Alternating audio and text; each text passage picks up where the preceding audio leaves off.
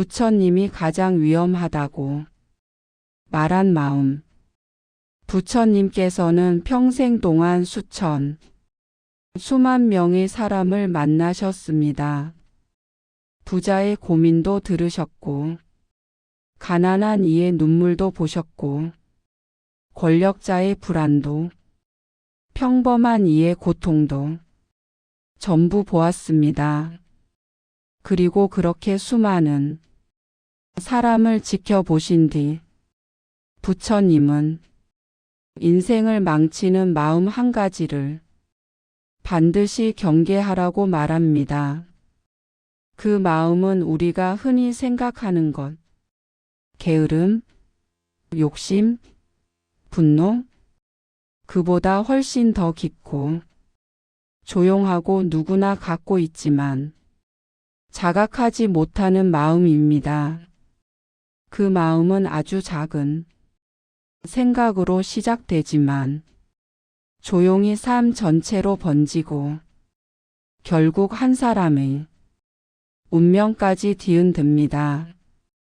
부처님은 이 마음을 이렇게 표현했습니다. 이 마음은 흐르는 강물도 막고 밝은 해도 가리며 삶의 물길을 어둡게 만드는 가장 무서운 독이다. 오늘 하루 품격에서는 부처님이 직접 경고하신 인생을 망치는 마음의 정체와 그 마음이 인생에서 어떤 파괴를 일으키는지, 그리고 그 마음을 바꿨을 때 오는 놀라운 변화까지 모두 밝혀드립니다.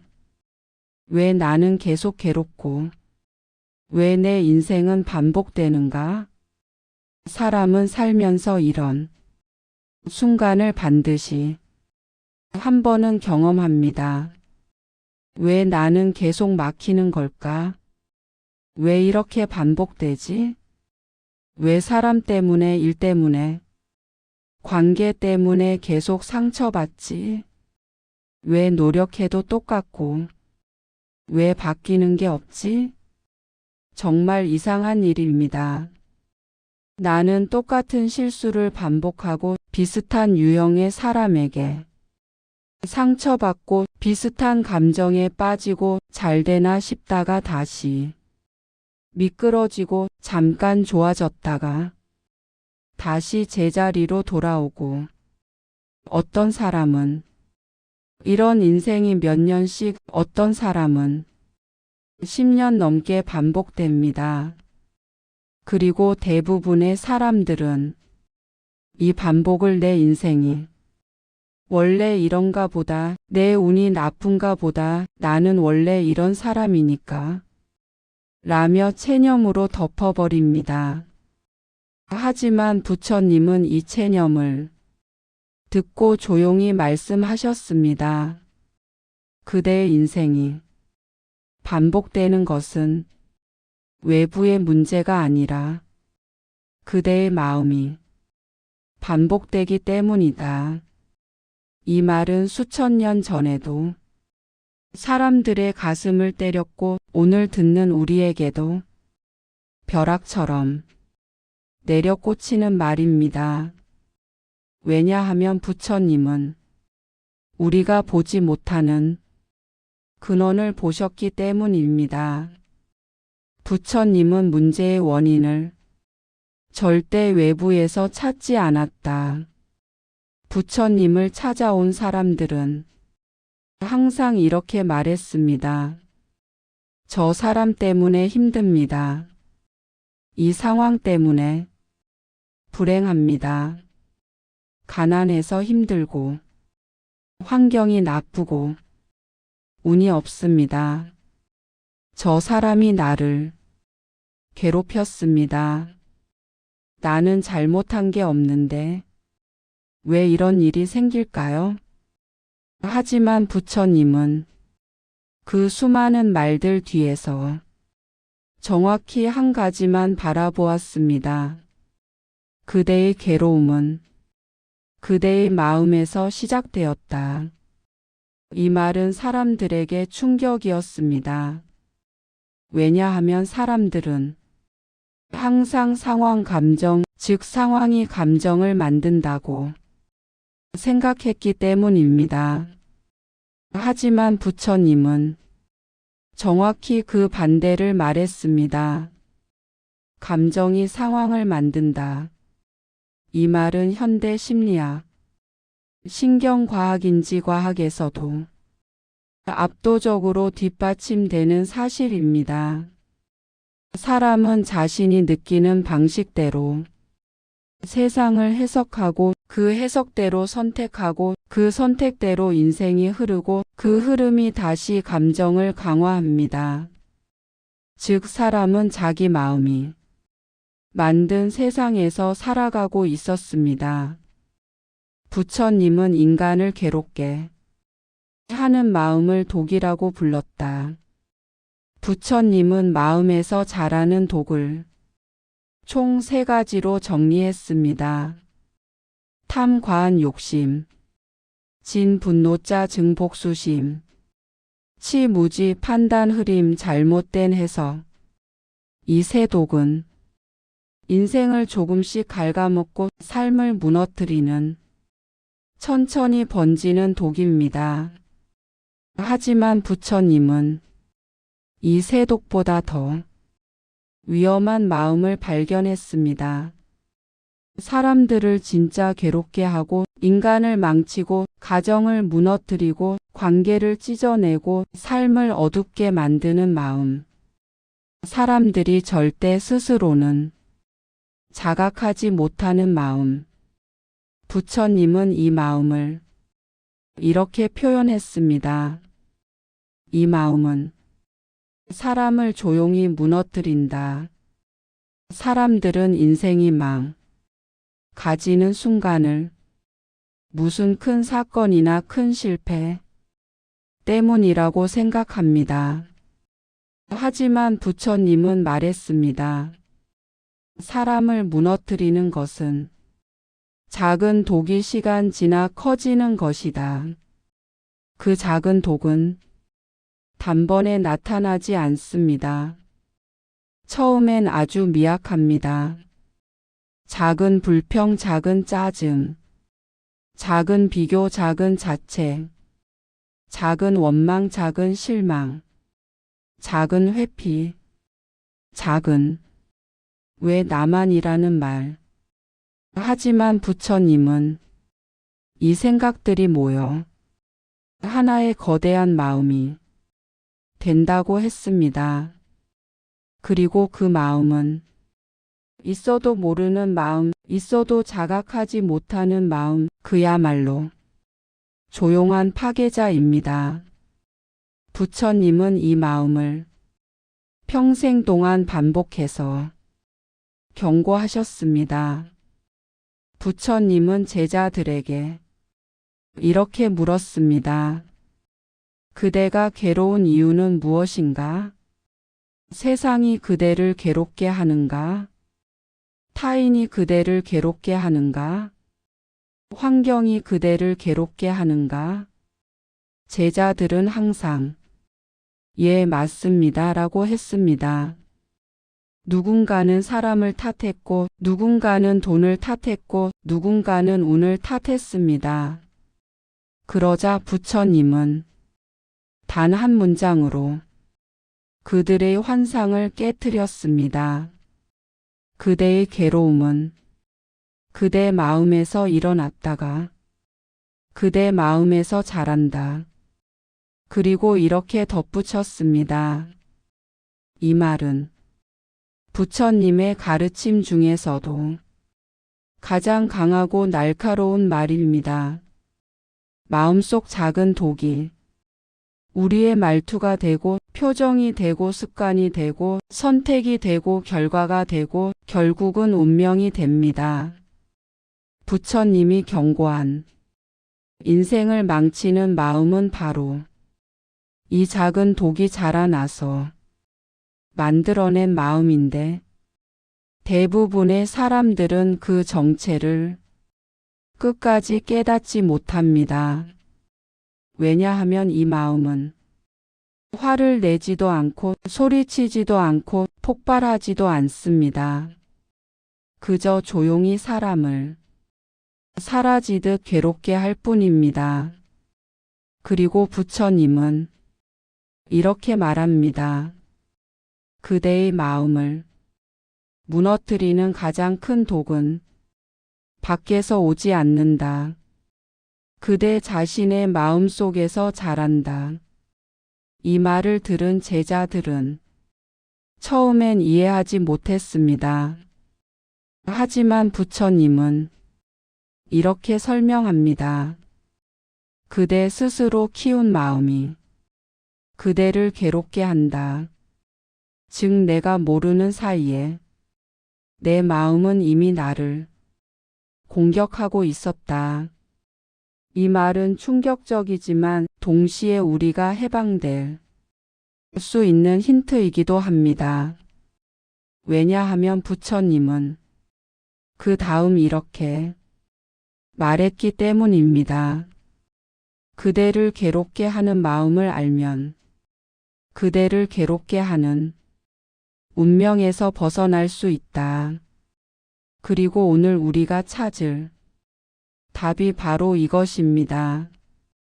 오늘 이야기의 핵심이 되는 질문. 부처님이 평생 경고했고 사람을 괴롭게 하고 인생을 망치고 가정을 흔들고 관계를 깨고 운을 막는 마음.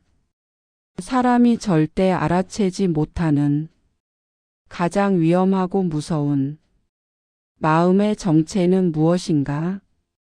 부처님은 왜 그 마음을 세상 그 어떤 독보다 위험하다고 말했는가?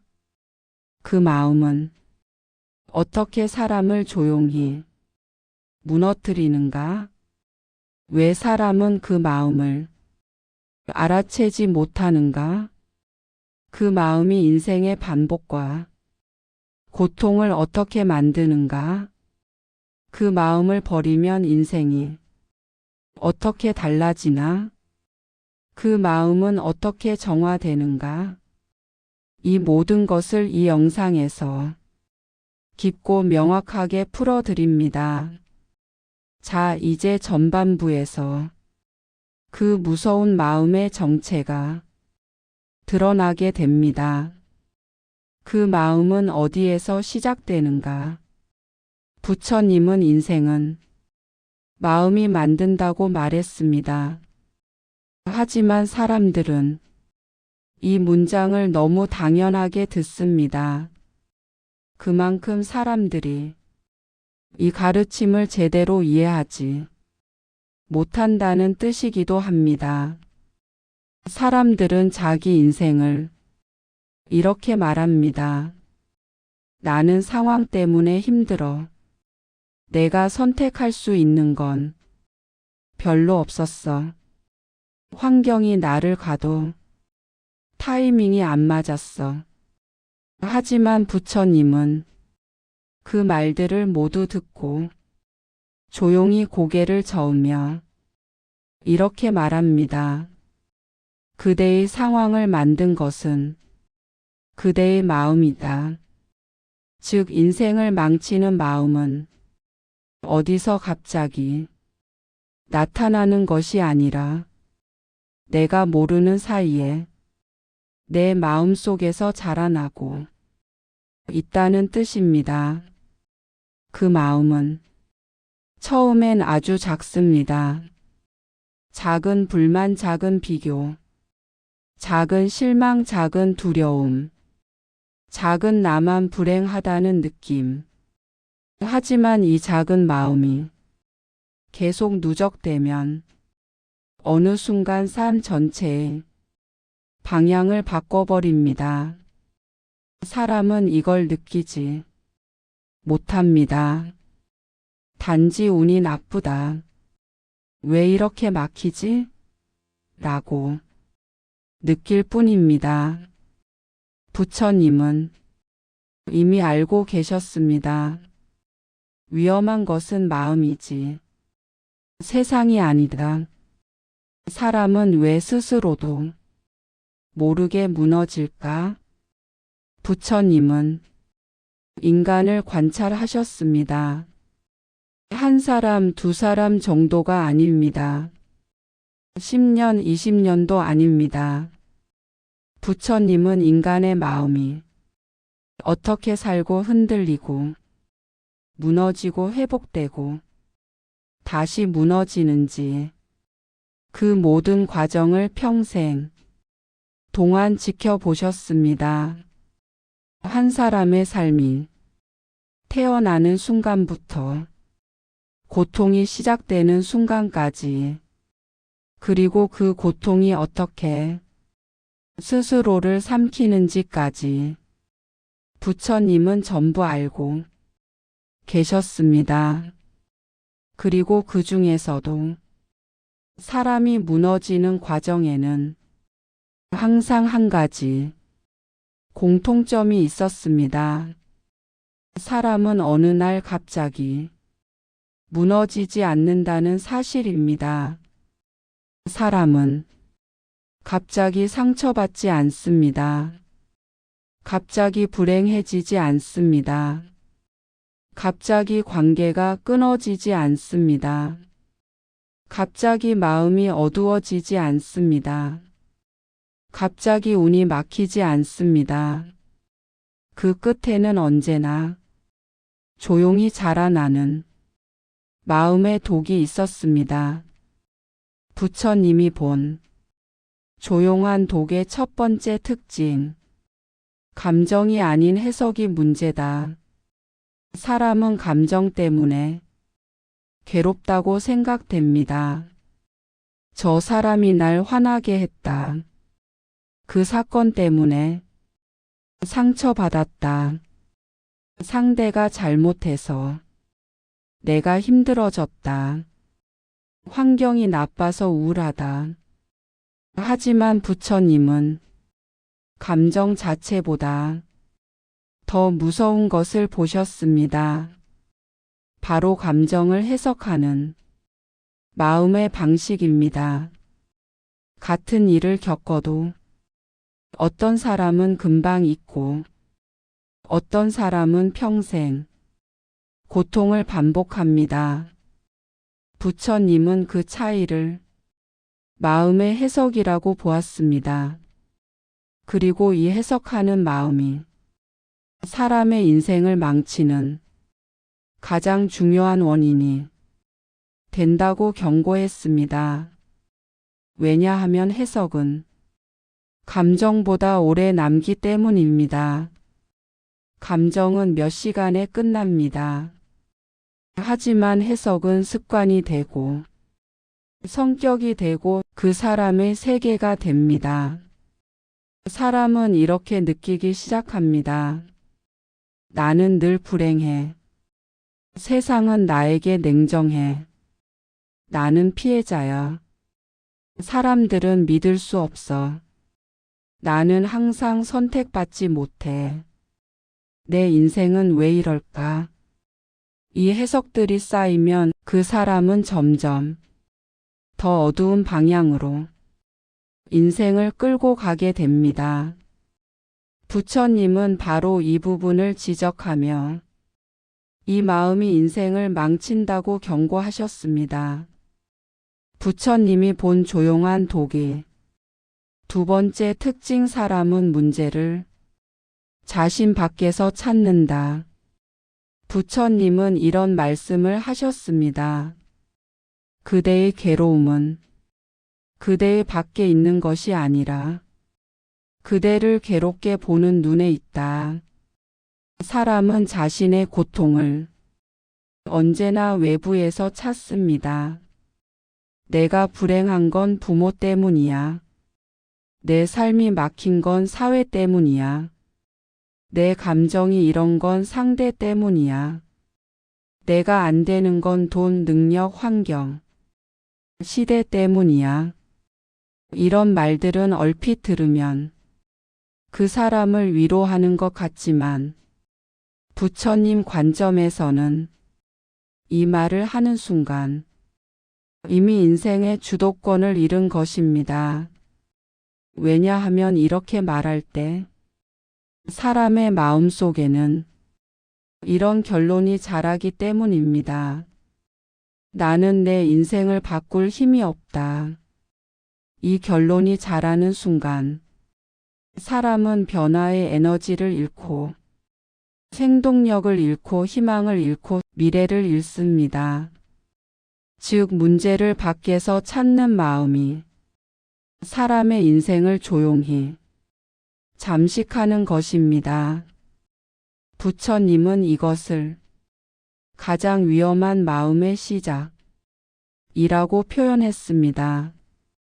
부처님이 본 조용한 독의 세 번째 특징, 작은 감정이 큰 인생을 만든다. 부처님은 인간의 마음을 물에 타는 잉크에 비유했습니다. 잉크 한 방울은 작고 미미해 보입니다. 하지만 그 작은 방울이 물 전체를 순식간에 물들입니다. 우리 마음의 작은 감정도 그렇습니다.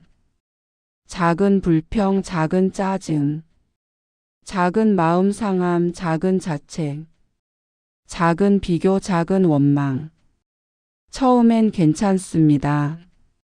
별것 아닌 감정입니다. 하지만 이 감정들이 반복되면 감정, 생각, 의미, 부여, 신념, 습관, 선택, 인생, 이 흐름을 타고 어느 순간 사람의 인생 전체를 결정짓는 신념이 됩니다. 부처님은 이것을 마음의 착색이라고 하셨습니다. 마치 눈이 색안경을 쓰는 것과 같습니다. 색안경을 쓰면 세상을 그대로 볼 수 없습니다. 그리고 여기서부터 모든 고통이 시작됩니다. 부처님은 이렇게 말씀하셨습니다. 그대가 색으로 보는 순간 세상은 그대의 색대로 보인다. 조용한 독이 삶 전체를 암흑으로 물들이는 이유입니다. 사람은 자신의 마음을 보지 못한다. 이것이 최대의 비극이다. 부처님은 인간의 가장 큰 착각이 자신은 문제를 분명히 본다는 확신이라고 하셨습니다. 하지만 사람이 보는 것은 문제가 아니라 자신의 해석입니다. 자신의 감정, 자신의 편견, 자신의 상처입니다. 그렇기 때문에 사람은 자신이 무너지는 이유를 끝까지 알아채지 못합니다. 마음의 독이 자라는 것도 모르고 해석이 왜곡되는 것도 모르고 인생이 무너지는 이유가 내 안에 있는 것도 모릅니다. 부처님은 이것을 가장 큰 무지라고 했습니다. 그리고 이렇게 말씀하셨습니다. 마음을 보지 못하는 사람이 가장 깊은 어둠 속에 있다. 부처님은 왜 이 마음을 가장 위험한 마음이라고 했을까? 그 이유는 하나입니다. 이 마음은 있는지조차 모르게 찾아오기 때문입니다. 분노는 티가 납니다. 욕심도 티가 납니다. 짜증도 티가 납니다. 하지만 부처님이 경고한 이 마음은 겉으로 드러나지 않습니다. 조용히 천천히 그러나 확실하게 사람의 기운을 갉아먹습니다. 스스로 눈치채기 어려운 마음. 표정에도 잘 드러나지 않고 말투에도 드러나지 않으며 겉으로는 괜찮아 보이지만 내면을 파괴하는 마음. 부처님은 이 마음이 가장 늦게 발견되고 가장 빠르게 삶을 무너뜨리고 가장 깊게 사람을 괴롭힌다고 했습니다. 이제 진짜 정체가 드러납니다. 부처님은 손을 들며 이렇게 말했습니다.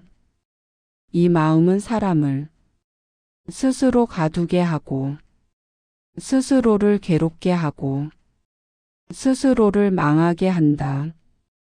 인생을 망치는 마음은 이것이다. 그리고 그 마음의 이름을 말했습니다.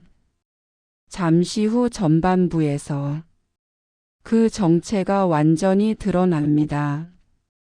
마침내 드러난 마음의 이름.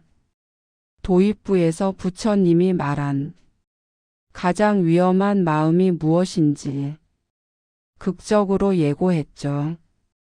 그 마음의 정체는 바로 원망, 즉 비난하는 마음, 탓하는 마음, 책임을 외부로 돌리는 마음입니다.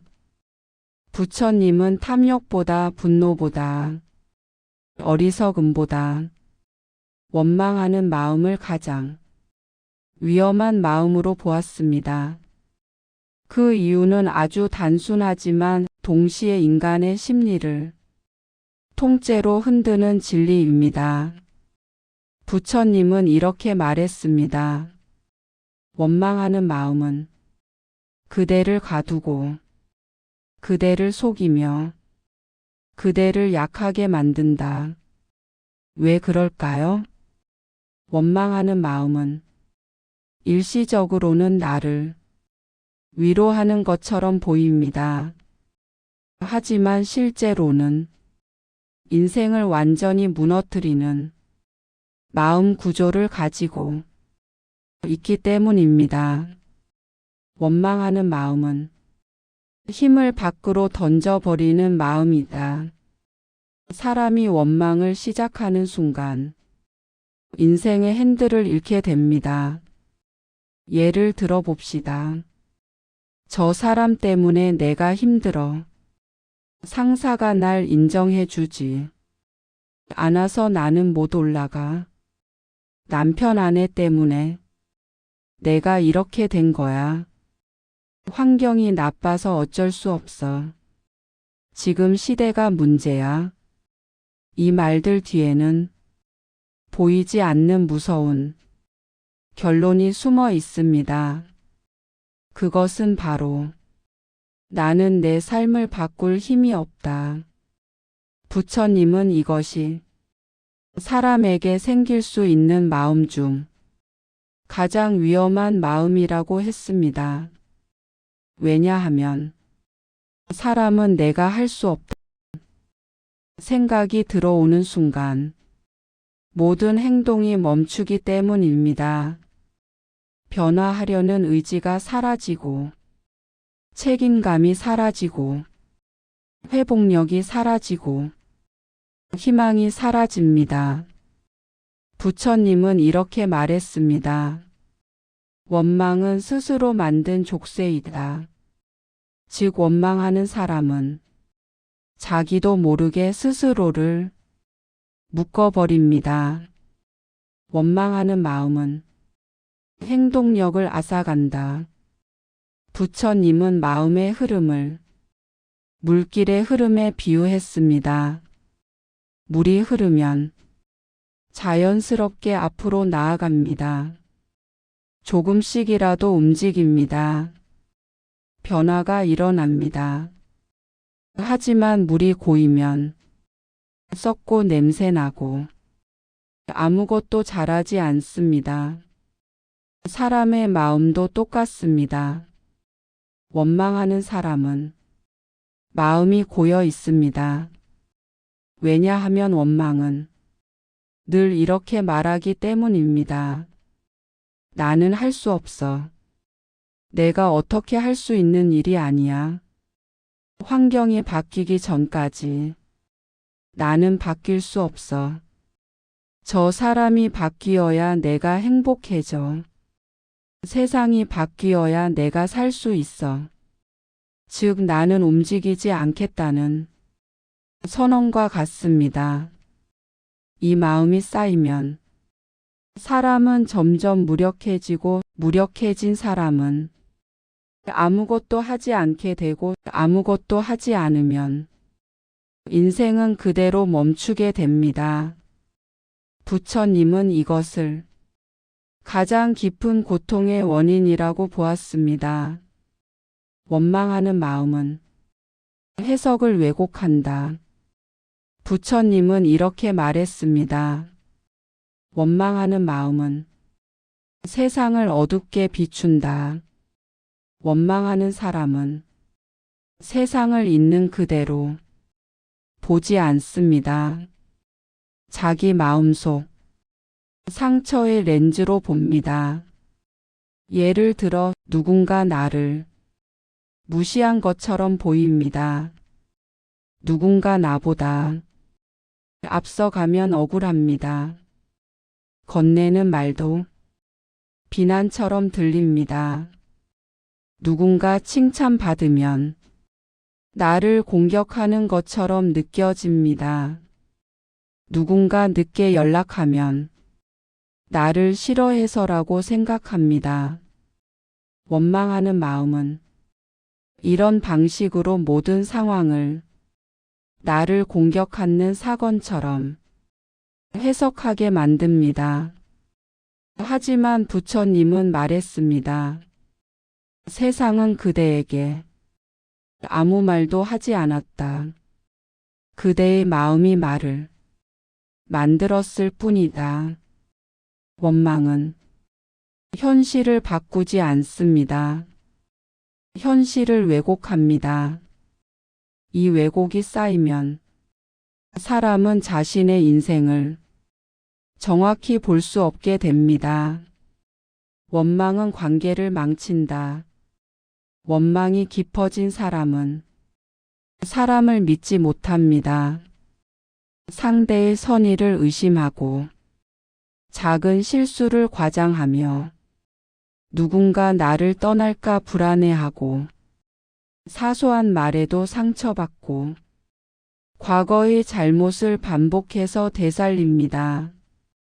부처님은 이렇게 말했습니다. 원망은 인연을 태운다.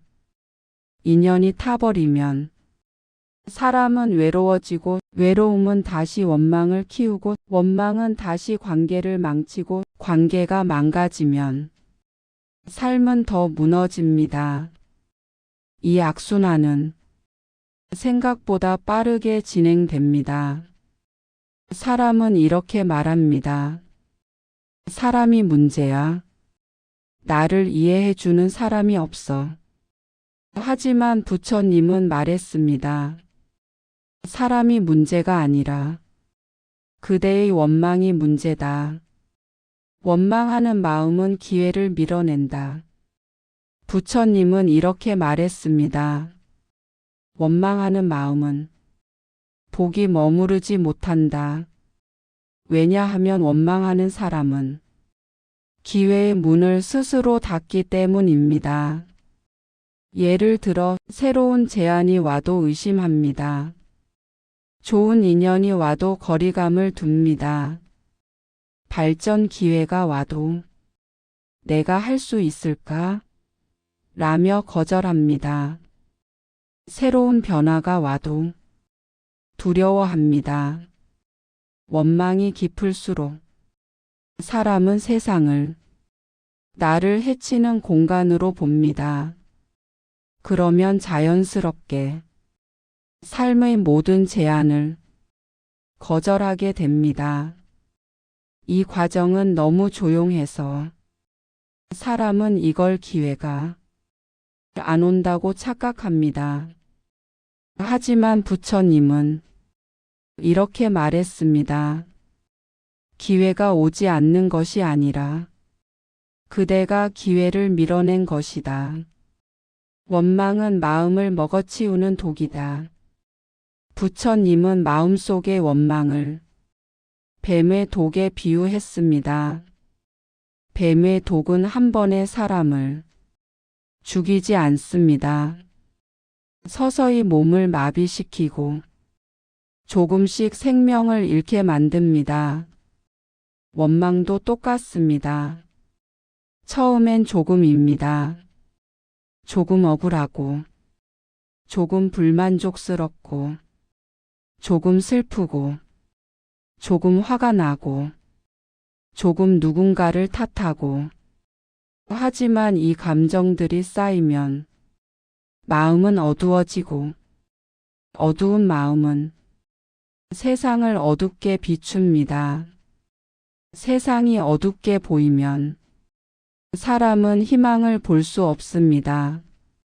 희망이 보이지 않으면 멈추게 되고 멈추면 운도 멈춥니다.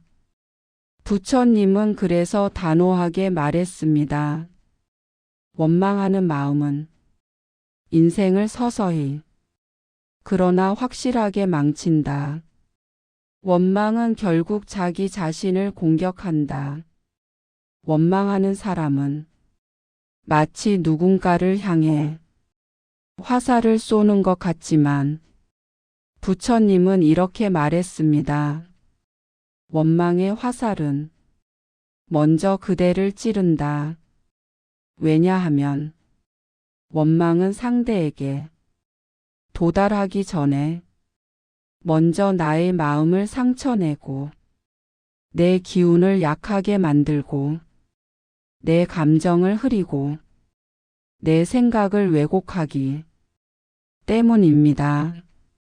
원망의 화살은 나를 먼저 아프게 하고 그 다음에야 밖으로 나갑니다. 즉 원망은 자기 파괴적 마음입니다. 왜 부처님은 원망을 가장 경계했는가? 부처님이 이렇게까지 원망을 경고한 이유는 단 하나입니다. 원망은 삶 전체를 망가뜨리는 마음의 독이기 때문이다.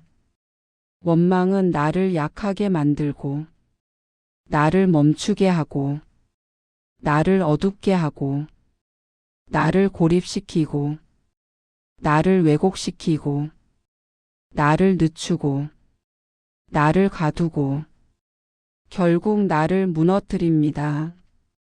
그래서 부처님은 탐욕, 분노, 어리석음보다 원망을 가장 위험한 독이라고 말했습니다.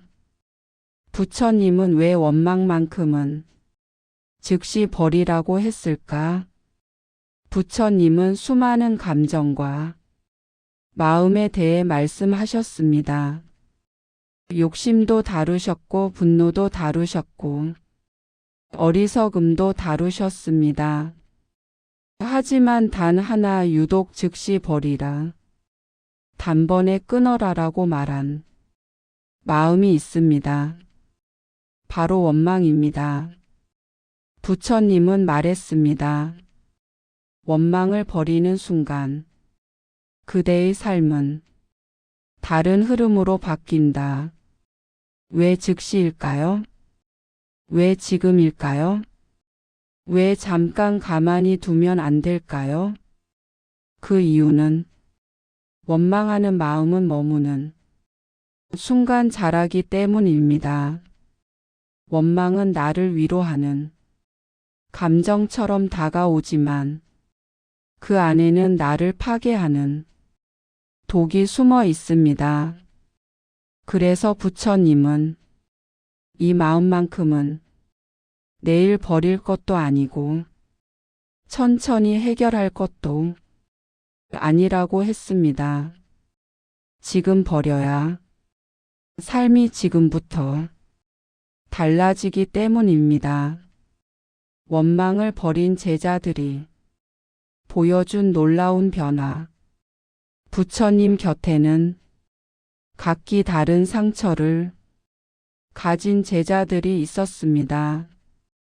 어떤 제자는 가난 때문에 세상을 원망했고, 어떤 제자는 가족을 탓했고, 어떤 제자는 자신의 불운을 탓했고, 어떤 제자는 타인을 탓하며 살았습니다.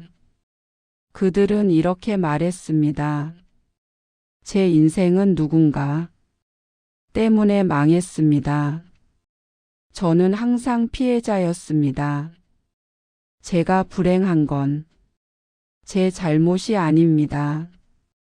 부처님은 그들의 이야기를 조용히 듣고 단 하나의 질문을 던졌습니다. 그러면 그 마음을 앞으로도 계속 품고 살 생각인가? 이 질문은 그들의 가슴을 관통했습니다.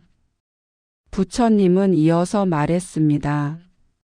원망을 품으면 그대는 계속 과거에 살고 원망을 버리면 그대는 지금 살아갈 수 있다.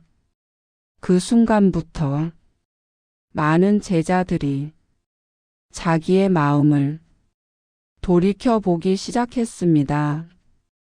그리고 정말 놀라운 일이 벌어졌습니다. 원망을 버린 제자는 갑자기 집착이 사라졌고 평생 미워하던 사람이 더 이상 마음을 흔들지 않았고 오랫동안 막혀 있던 일이 자연스럽게 풀리기 시작했고 늘 불행하다고 여겼던 사람이 새로운 기회를 보기 시작했습니다. 부처님은 이 모습을 보며 말했습니다. 원망을 끊는 순간 그대의 세계는 바뀐다.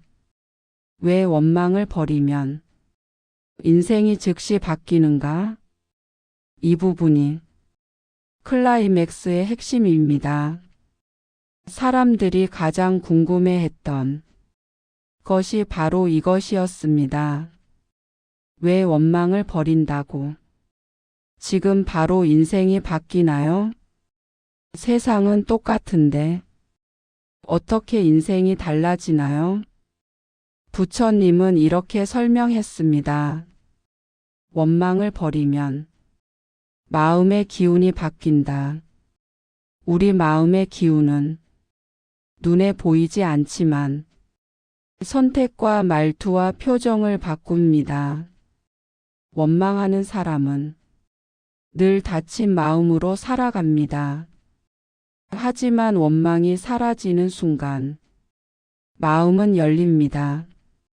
열리면 사람의 기운이 가벼워지고 표정이 부드러워지고 말투가 온화해지고 행동이 달라집니다. 그리고 부처님은 말했습니다. 마음이 달라지면 세상이 그 마음에 대답한다. 원망을 버리면 관계가 달라진다. 원망은 사람을 의심하게 만들고 사람을 멀어지게 만들고 사람의 마음을 닫게 만듭니다. 반대로 원망이 사라지면 사람은 나에게 더 가까워집니다. 신뢰가 생기고 따뜻함이 생기고 여유가 생기고 연결이 생깁니다. 사람이 바뀌면 기회도 바뀝니다. 왜냐하면 모든 기회는 사람을 통해 오기 때문입니다. 부처님은 말했습니다. 사람이 그에게 오기 시작하면 기회도 함께 온다.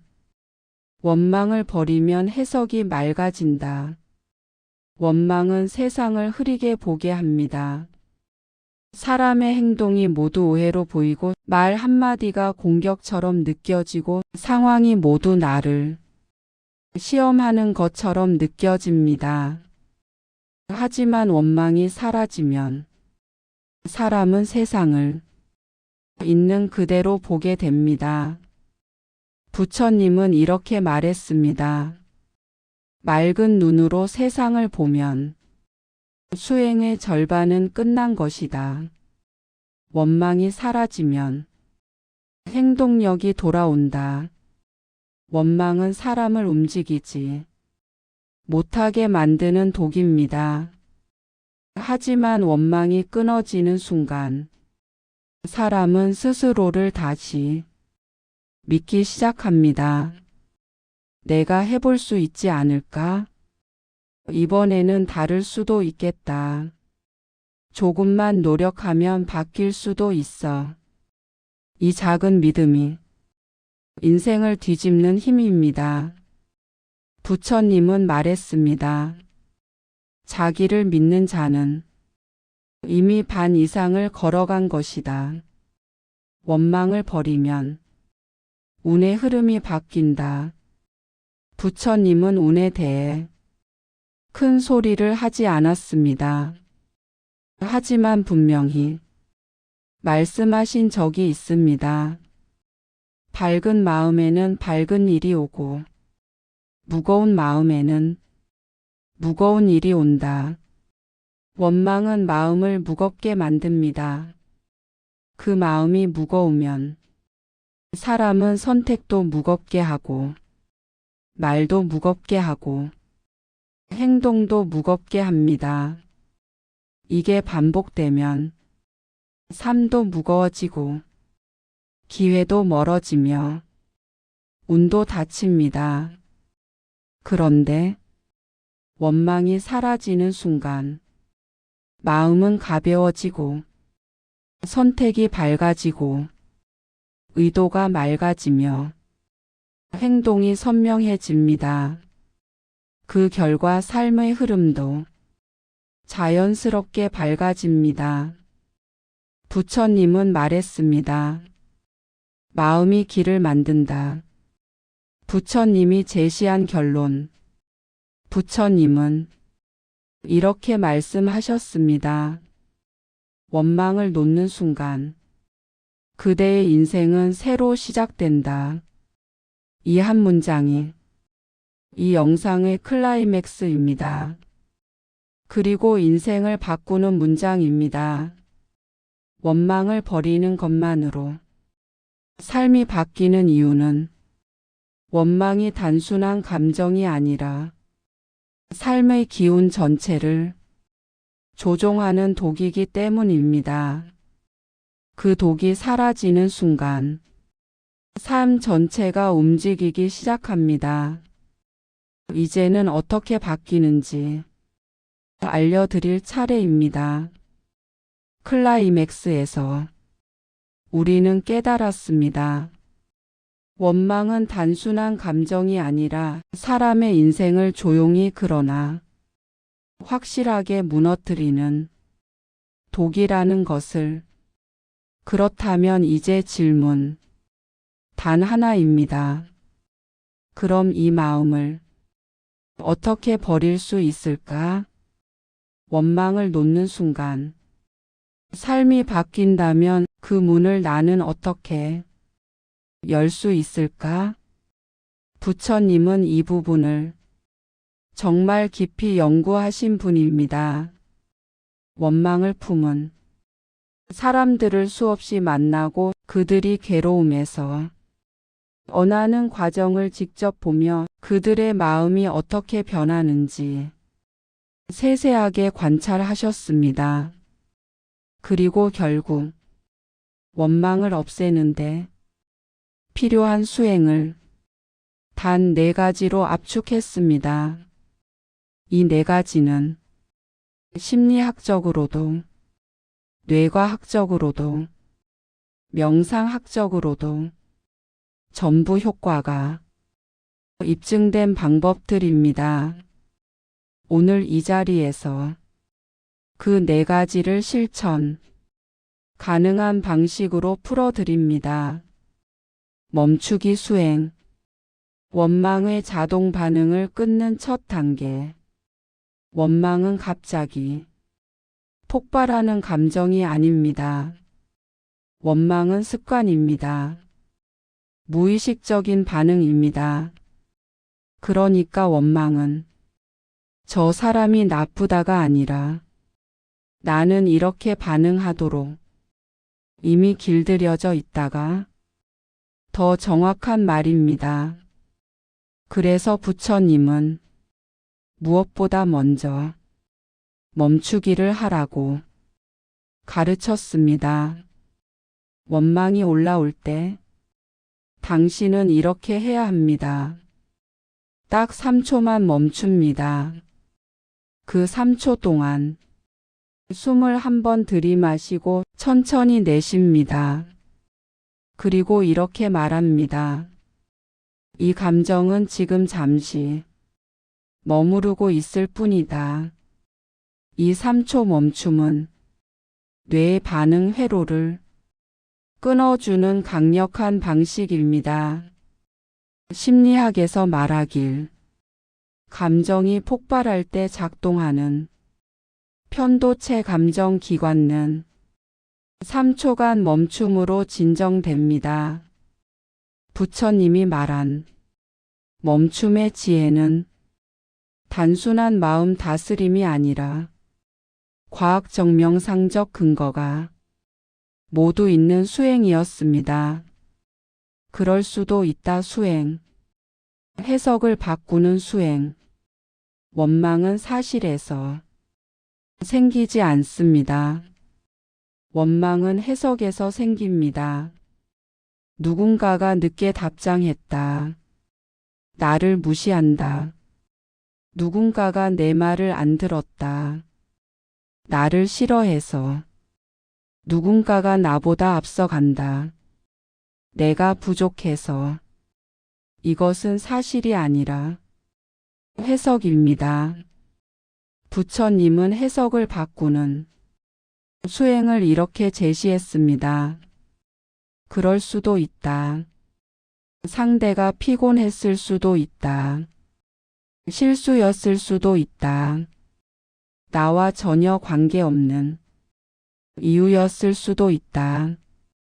그 사람의 상황이 복잡했을 수도 있다.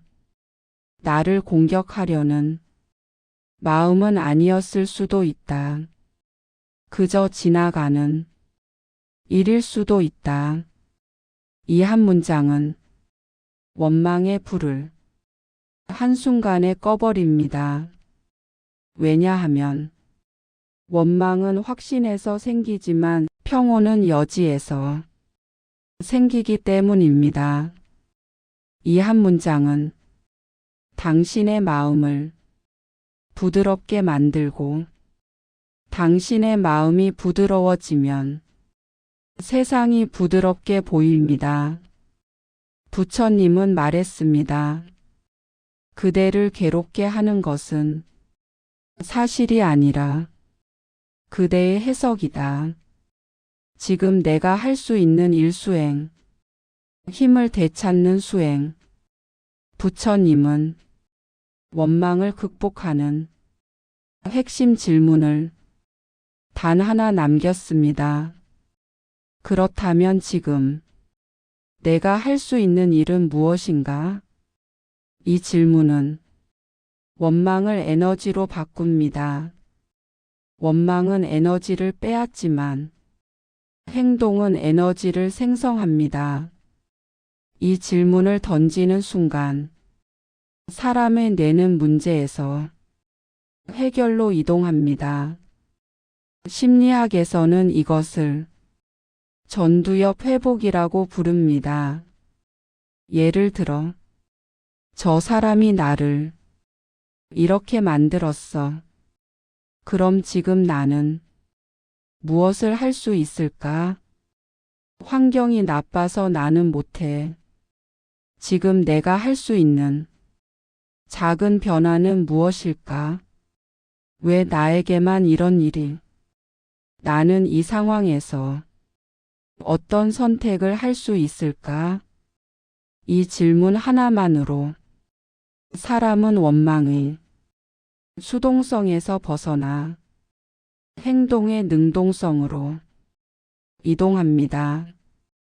부처님은 이 과정을 보고 이렇게 말했습니다. 행동하는 마음이 있는 자는 이미 길 위에 있다. 감사 수행, 원망을 밝은 에너지로 치환하는 수행. 원망과 감사는 절대로 한 마음 안에서 동시에 존재할 수 없습니다. 그래서 부처님은 원망이 깊은 사람에게 감사를 억지로라도 적어보라고 가르쳤습니다.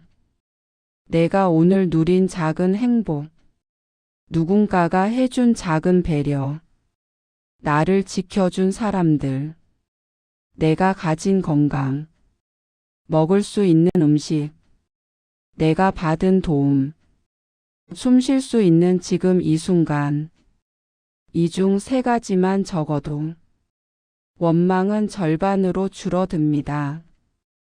감사는 마음의 방향을 밝게 돌립니다. 밝아진 마음은 밝은 일들을 끌어옵니다. 부처님은 말했습니다. 감사하는 마음은 복이 머무르는 자리이다. 원망을 놓은 사람들에게 나타난 5가지 변화. 부처님은 평생 동안 원망을 놓은 사람들의 변화를 직접 보았습니다. 그 변화는 단순한 감정이 아니라 인생 전체가 변하는 흐름이었습니다. 얼굴이 밝아진다. 부처님은 말했습니다. 얼굴은 마음의 거울이다.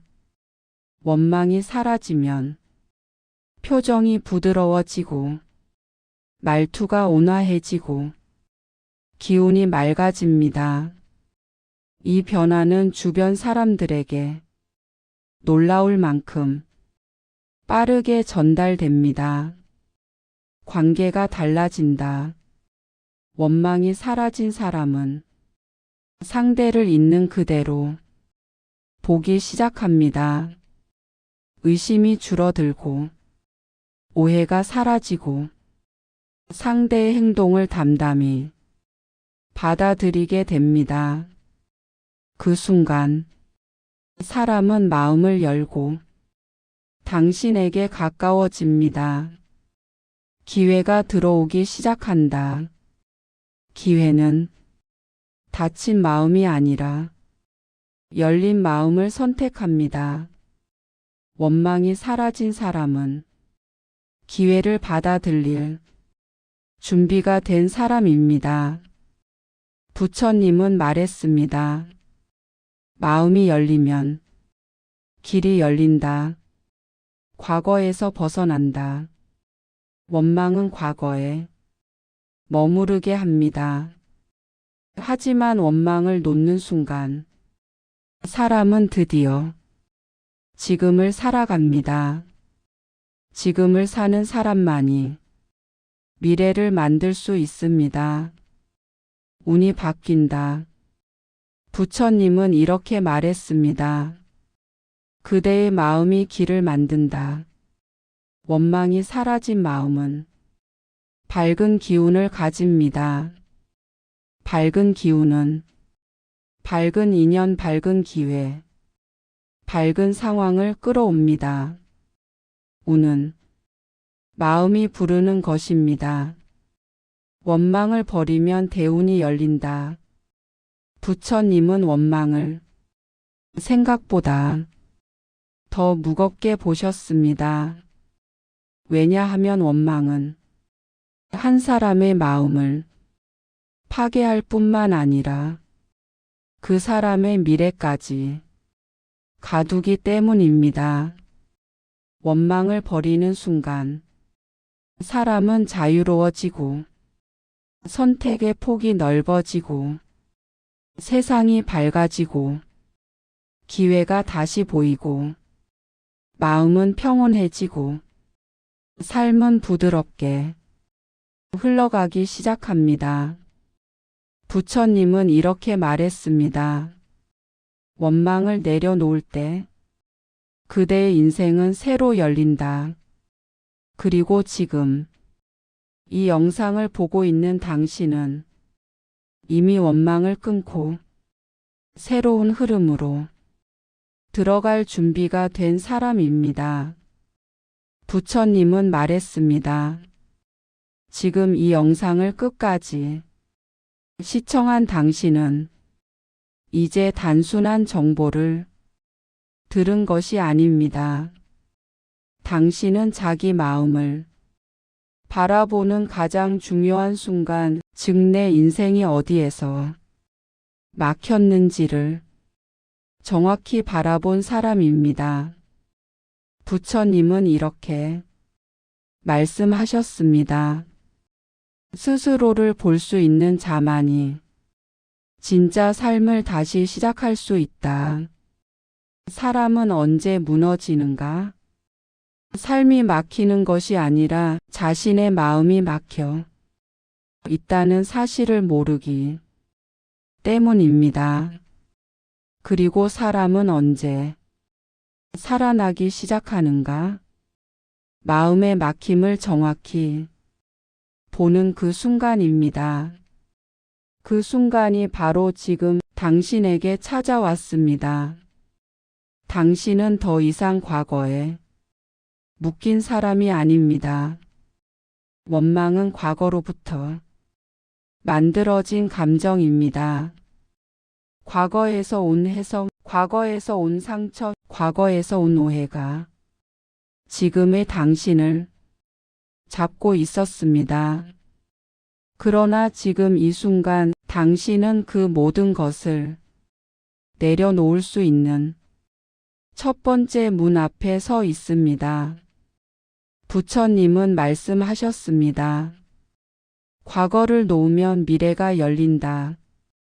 당신은 과거와 화해할 수 있고, 과거를 내려놓을 수 있고, 과거가 당신을 지배하지 않게 할 수 있습니다. 당신의 인생은 지금부터 새로 시작될 수 있습니다. 당신의 마음은 이제 밝은 선택을 할 준비가 되었습니다. 원망을 버리겠다는 마음은 단순히 나쁜 감정을 없애겠다가 아닙니다. 그건 삶을 앞으로 이동시키겠다는 선언입니다. 원망은 사람을 뒤로 끌어당기고 감사는 사람을 앞으로 밀어줍니다. 원망은 길을 닫고 수용은 길을 열고 원망은 마음을 가두고 용서는 마음을 자유롭게 합니다. 부처님은 말했습니다. 자비는 그대를 자유롭게 하고 원망은 그대를 가두어 둔다. 당신은 지금 자유로 가는 길 위에 서 있습니다. 이제 당신의 삶의 흐름이 변합니다. 원망을 버리기로 한 사람은 표정이 바뀌고 말투가 바뀌고 선택이 바뀌고 행동이 바뀌고 기회가 바뀝니다. 이 변화는 천천히 오는 것이 아니라 원망을 내려놓은 순간부터 시작됩니다. 왜냐하면 원망이 사라지면 삶을 움직이는 가장 중요한 힘, 마음의 에너지가 돌아오기 때문입니다.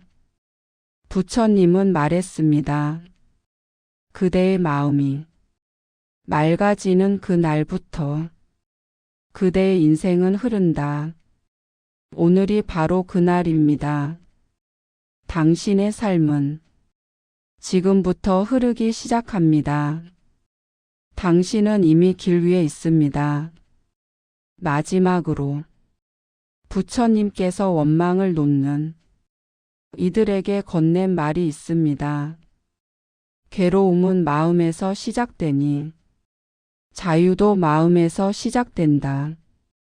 당신은 지금 자유의 첫걸음을 내디뎠습니다.